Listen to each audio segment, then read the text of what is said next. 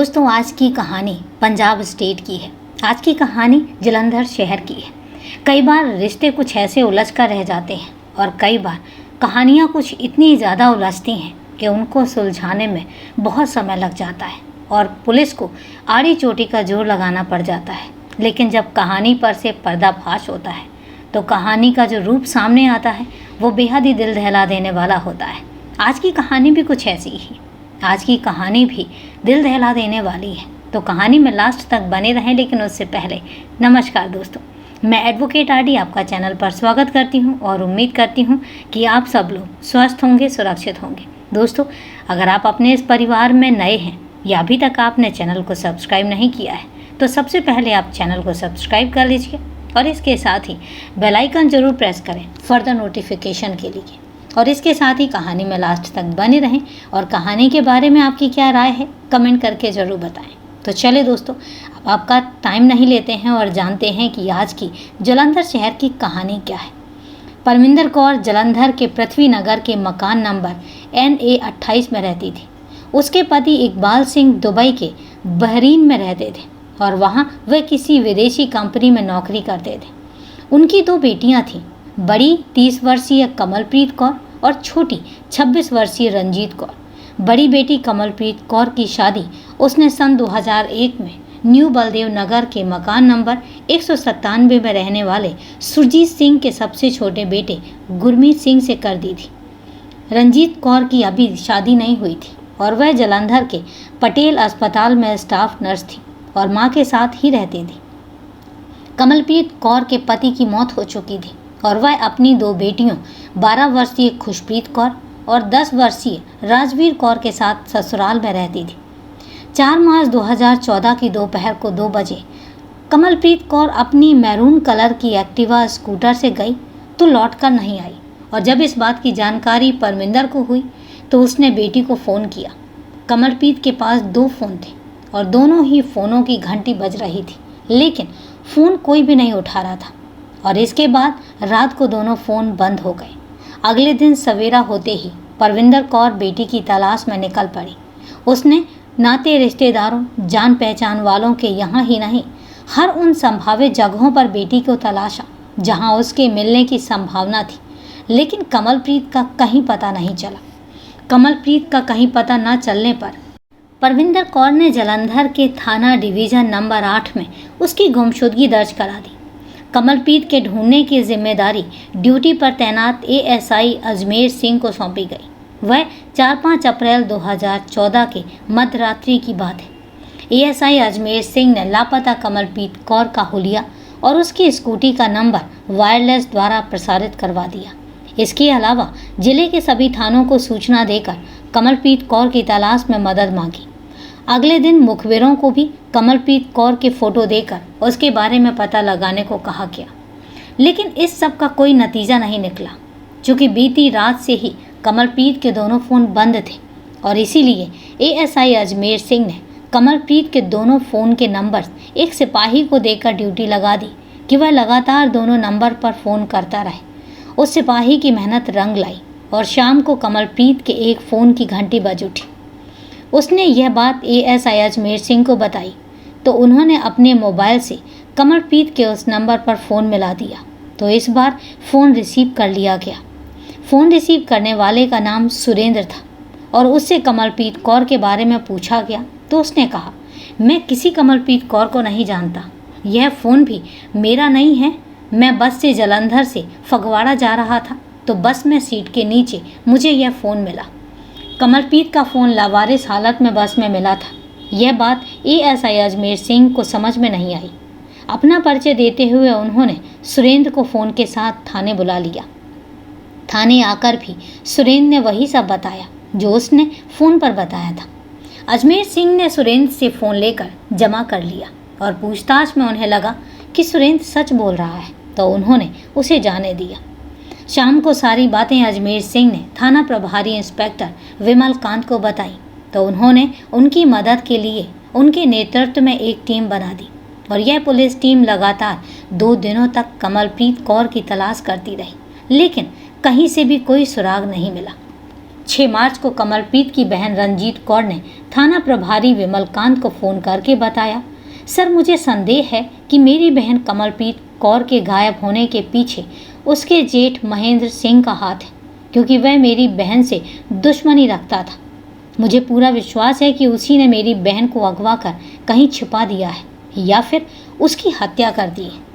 इसके बाद थाना प्रभारी ने रंजीत कौर को थाने बुलाकर उससे एक तहरीर लेकर कमलप्रीत कौर के अपहरण का मुकदमा उसके जेठ महेंद्र सिंह के खिलाफ दर्ज करा दिया। महेंद्र सिंह गांव बलीना दो आबा के गुरुद्वारा भगत राम में मुख्य ग्रथी था। वह गुरुद्वारा साहिब गांव वालों के अधीन था। गांव वाले उसे पाठ अरदास व गुरुद्वारा की सेवा के लिए 4000 रुपये मासिक वेतन देते थे। महेंद्र सिंह के रहने और खाने की भी व्यवस्था गुरुद्वारा साहिब की ओर से थी। इंस्पेक्टर विमलकांत सीधे उस पर हाथ नहीं डालना चाहते थे, इसीलिए वह उसके बारे में पूरी जानकारी जुटाने लगे। इस छानबीन में पता चला कि 4 भाइयों में महेंद्र सिंह दूसरे नंबर पर था, जबकि कमलप्रीत का पति गुरजीत सिंह चौथे नंबर पर सबसे छोटा था। लगभग 25 साल पहले महेंद्र सिंह का विवाह हुआ था और उसके 3 बच्चों में 2 बेटे और 1 बेटी थी। लगभग 10 साल पहले किन्हीं कारणों से उसकी पत्नी उसे छोड़कर चली गई थी और अब तक उसके बड़े बेटे और बेटी की शादी भी हो चुकी थी। शादी के बाद उसका बेटा उससे अलग रहने लगा और इस समय सिर्फ छोटा बेटा 14 वर्षीय गगनदीप सिंह ही उसके साथ रहता था। थाना प्रभारी विमलकांत ने कमलप्रीत कौर की दोनों बेटियों खुशप्रीत कौर और राजवीर कौर से भी पूछताछ की। उन्होंने बताया था कि उस दिन उनकी मां दोपहर 2 बजे के आसपास ताऊ महेंद्र सिंह के बेटे गगनदीप के साथ अपनी स्कूटी से गई थी। जाते समय उन्होंने कहा था कि वह ताऊ से पैसे लेने जा रही हैं। थाना प्रभारी विमलकांत ने गगनदीप को बुलाकर कमलदीप के बारे में पूछा तो उसने बताया, चाची मेरे साथ आई जरूर थी, लेकिन पठानकोट रोड पर फ्लाईओवर पर उन्होंने मुझसे कहा कि तुम चलो, मैं थोड़ी देर में आ रही हूँ। थाना प्रभारी विमलकांत गगनदीप से पूछताछ कर ही रहे थे कि रंजीत कौर ने थाने आकर अपना फ़ोन दिखाते हुए कहा, सर 4 मार्च को मेरे फ़ोन पर कमलप्रीत का यह मैसेज आया था जिसे मैंने आज पढ़ा है। देखिए सर, इसमें क्या लिखा है। थाना प्रभारी विमलकांत ने रंजीत का फ़ोन लेकर उस मैसेज को पढ़ा। वह 4 मार्च को 1:20 पर आया था और मैसेज में था, मैं अपने जेठ के साथ जा रही हूँ, मुझे कोई प्रॉब्लम आए तो फ़ौरन फ़ोन उठा लेना। अब तक की तफ्तीश से महेंद्र सिंह वैसे ही शक के घेरे में आ चुका था। इस मैसेज से स्पष्ट हो गया कि कमलप्रीत कौर के लापता होने के पीछे किसी न किसी रूप में ग्रंथी महेंद्र सिंह का ही हाथ है।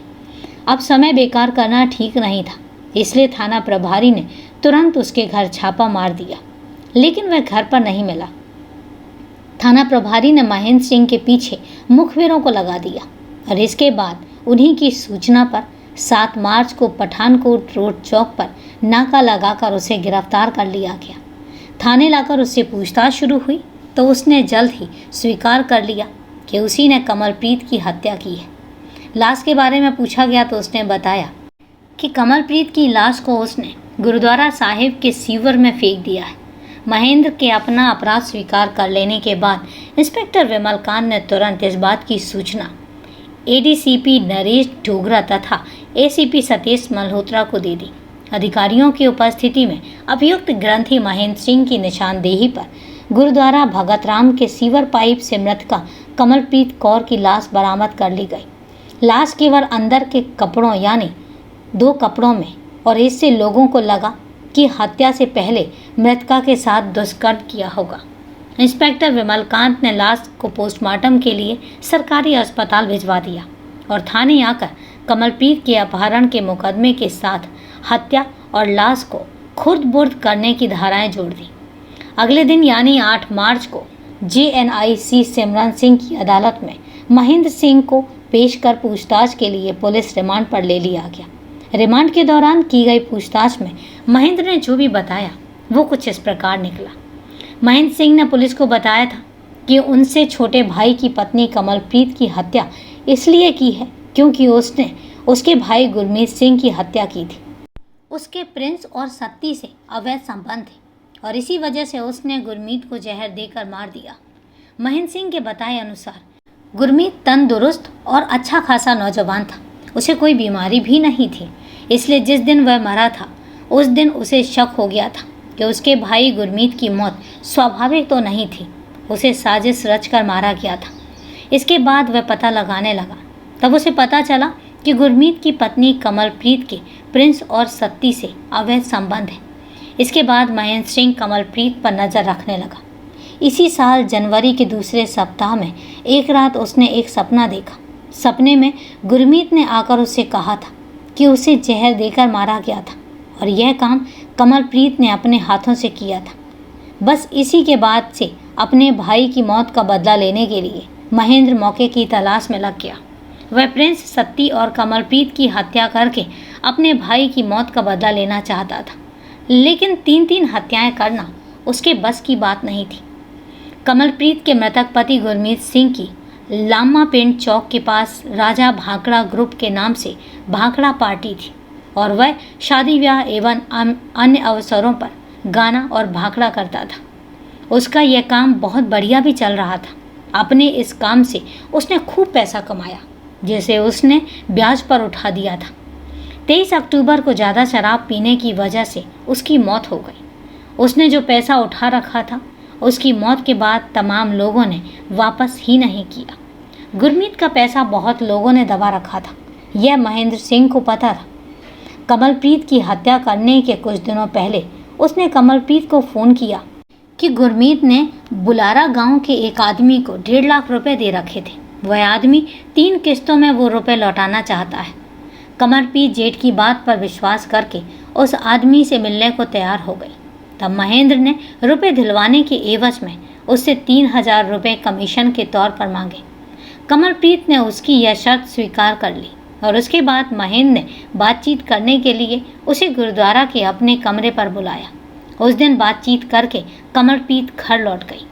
4 मार्च 2014 को सुबह महेंद्र ने कमलप्रीत को फ़ोन करके अपने कमरे पर बुलाया। कमलप्रीत ने अकेली आने में असमर्थता व्यक्त की तो उसने अपने बेटे गगनदीप को भेज दिया। कमलप्रीत गगनदीप के साथ किशनपुरा उसकी बताई जगह पर एक्टिवा स्कूटर से पहुंची। ग्रंथी महेंद्र सिंह वहां पहले से ही मौजूद था। वह उसे अपने साथ अपने कमरे में ले गया। वहां कमरे में बंद करके महेंद्र उससे अपने भाई गुरमीत की मौत के बारे में पूछने लगा। सपने की बात बताकर उसने कहा कि उसी ने अपने अवैध संबंधों की वजह से गुरमीत को जहर देकर मारा है। कमलप्रीत ने रोते हुए कहा, यह सब झूठ है। ना तो मेरा किसी से अवैध संबंध है और ना मैंने तुम्हारे भाई की हत्या की है। जरा सोचो, मैं अपने पति की हत्या करके स्वयं को विधवा बनाऊंगी और एक विधवा की जिंदगी क्या होती है यह मुझसे ज़्यादा और कौन जान सकता है। जिस प्रिंस और सत्ती पर तुम आरोप लगा रहे हो वो मुझे अपनी बहन मानते हैं। कमलप्रीत के रोने को महेंद्र सिंह ने ढोंग समझा।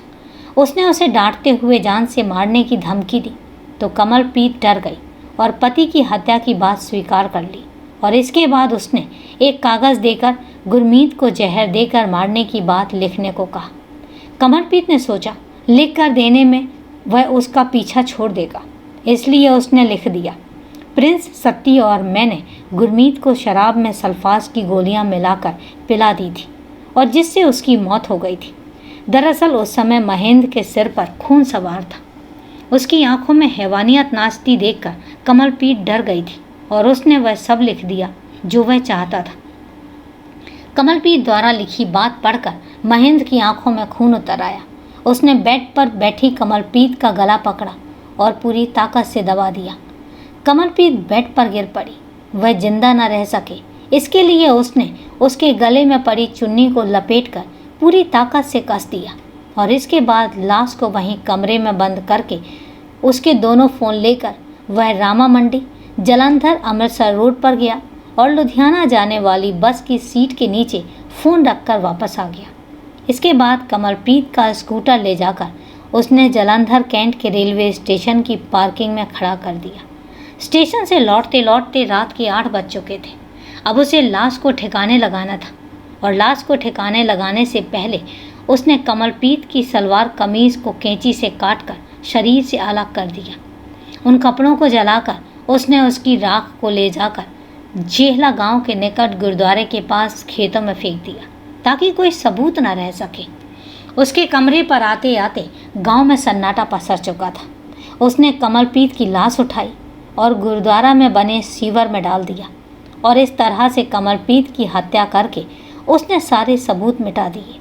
लेकिन उसने कुछ ऐसी गलतियां कर दी जिसकी वजह से वह पुलिस की गिरफ्त में आ गया। महेंद्र से पूछताछ के बाद इंस्पेक्टर विमलकांत ने प्रिंस और सत्ती को थाने बुलाकर पूछताछ की। उनका कहना था कि वे कमलप्रीत को अपनी बहन मानते थे और भाई की तरह उसके छोटे मोटे काम कर दिया करते थे। मृतका कमलप्रीत की मां और बहन तथा पड़ोसियों ने भी उनकी बात को सच बताया। थाना प्रभारी ने एक बार फिर महेंद्र से पूछताछ की तो इस बार उसने कमलप्रीत की हत्या की जो कहानी बताई वो कुछ और ही निकली। दरअसल मृतक गुरमीत का काम धंधा बहुत अच्छा चल रहा था जिससे महेंद्र उससे जलता था। गुरमीत का पृथ्वी नगर में एक मकान था जो काफ़ी कीमती था। महेंद्र उसे हथियाना चाहता था और इसलिए उसने कमलप्रीत, प्रिंस और सत्ती से अवैध संबंधों की बात फैलाकर कमलप्रीत की हत्या कर दी ताकि उस मकान को वह हासिल कर सके। इंस्पेक्टर विमलकांत ने महेंद्र की निशानदेही पर कमलप्रीत की एक्टिवा, स्कूटर, मोबाइल फ़ोन और वह कैंची भी बरामद कर ली जिससे उसने उसके कपड़े काटे थे। तमाम पुलिस कार्रवाई पूरी करके महेंद्र सिंह को एक बार फिर 10 मार्च 2014 को अदालत में पेश किया गया और जहां से उसे न्यायिक हिरासत में भेज दिया गया। मृतका कमलप्रीत कौर की दोनों बेटियां खुशप्रीत कौर और राजवीर कौर अपनी मौसी रंजीत कौर के पास रह रही हैं। तो दोस्तों, ये है दिल दहला देने वाली कहानी बेहद ही अजीब और गरीब है। पता नहीं क्या कहें इन रिश्तों को जो अपने तो हैं लेकिन अपनेपन के नाम पर धोखा देने में एक सेकंड भी पीछे नहीं हटते। तो दोस्तों, कहानी को लास्ट तक सुनने के लिए आपका तहे दिल से धन्यवाद। अब कहानी के बारे में आपकी क्या राय है कमेंट करके ज़रूर बताएं। और अब सिलसिला शुरू होता है आपके कमेंट्स और मेरे जवाब का। तो मेरे पास जो सबसे पहला कमेंट आया है वो है सुषमा शाह जी का। As usual she is first और इन्होंने कमेंट किया है कि गुनाह का दलदल में इंसान जो है वो फंसता ही जा रहा है। तो हकीकत बात यह है क्योंकि आज की दुनिया में ना हर इंसान सिर्फ शॉर्टकट पे चलना चाहता है। वो चाहता है कि उसे मेहनत कम करनी पड़े और पैसा और शोहरत और जो भी है सुख समृद्धि जो उनके पास चीज़ें चाहिए तो आराम के जो साधन होते हैं वो बड़ी ईजिली मिल जाएं। और यही रीज़न है कि वो क्राइम की दुनिया में कदम रखते हैं और उनको ऐसा लगता है कि क्राइम ही एक ऐसा रास्ता है जहाँ से वो अपनी मंजिल तक पहुँच सकते हैं।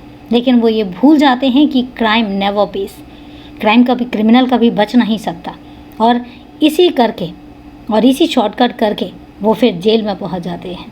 तो thank you very much Sushma ji. As usual family के बहुत इंपॉर्टेंट मेंबर हैं ये आप, तो थैंक यू वेरी मच। इसके साथ ही मेरे पास अगला कमेंट आया है खादिम जी का। खादिम जी ने कमेंट किया है कि madam a video was made for Imran. तो खादिम जी, मुझे नहीं समझ आ रहा है कि आपने वीडियो बनाया है या मुझसे बनाने के लिए ये बात कर रहे हैं, और दोनों ही रीज़न जो भी हैं प्लीज़ मेंशन ज़रूर कीजिए। और अगर आपने वीडियो बनाया है तो मैं चाहूँगी कि आप मुझे मेल के थ्रू शेयर ज़रूर करें। मैं देखना चाहूँगी कि इमरान खान जो एक्स प्राइम मिनिस्टर थे पाकिस्तान के, शायद उनके बारे में आप बात कर रहे हैं। तो जो भी है प्लीज़ मैं ज़रूर चाहूँगी कि आप इसको क्लियर ज़रूर करें क्योंकि मुझे थोड़ा सा डाउटफुल लग रहा है और मैं क्लियर नहीं हो पा रही हूँ। तो thank you very much Khadim ji for your important and valuable comment. इसके साथ ही मेरे पास कुछ मेल्स आई हैं आज। सबसे पहला जो मेल है वो है राहुल अग्रवाल जी का और ये हैं बिहार से। तो इन्होंने मेल किया है कि मैं रोज़ आपकी वीडियो सुनता हूँ और बट कमेंट पहली बार कर रहा हूँ। तो thank you very much Rahul ji और thank you for your valuable comment. बस ऐसे ही सपोर्ट करते रहें, सहयोग बनाए रखें। इसके साथ ही मेरे पास अगला जो मेल आया है वो है आशु पंजाब। तो उन्होंने मेल किया है कि आप एक अच्छा काम कर रही हैं, keep it up and thank you. तो आशु जी थैंक यू वेरी मच और एटलीस्ट आपकी अप्रिशिएशन की मैं दाद देती हूँ कि कम से कम कोई तो है जो ये चीज़ें समझ रहा है कि आखिर इन स्टोरीज़ के पीछे का जो रीज़न है वो ये नहीं है कि क्राइम स्टोरी बना के आप तक सर्व करना है। नहीं, क्राइम से किस तरीके से बचा जा सकता है, क्योंकि हर एक स्टोरी में एक चीज़ तो पता लगती है कि लास्ट में क्रिमिनल जो है वो मतलब पता नहीं कितने कितने दाव पेच लगाता है कि वो पकड़ा ना जाए, पर लास्ट में क्रिमिनल पकड़ा जाता है। और कहानी का मकसद सिर्फ इतना है कि क्राइम नेवर पेस, क्रिमिनल कभी बच नहीं सकता। और इसलिए मेरा मकसद भी सिर्फ यही है। तो थैंक यू वेरी मच इस चीज़ को समझने के लिए। चलिए दोस्तों, आज के लिए इतना ही। कल फिर मिलते हैं क्राइम की एक सच्ची कहानी के साथ। तब तक के लिए सेफ रहें, सुरक्षित रहें और अपना ध्यान रखें। जय हिंद दोस्तों, जय भारत।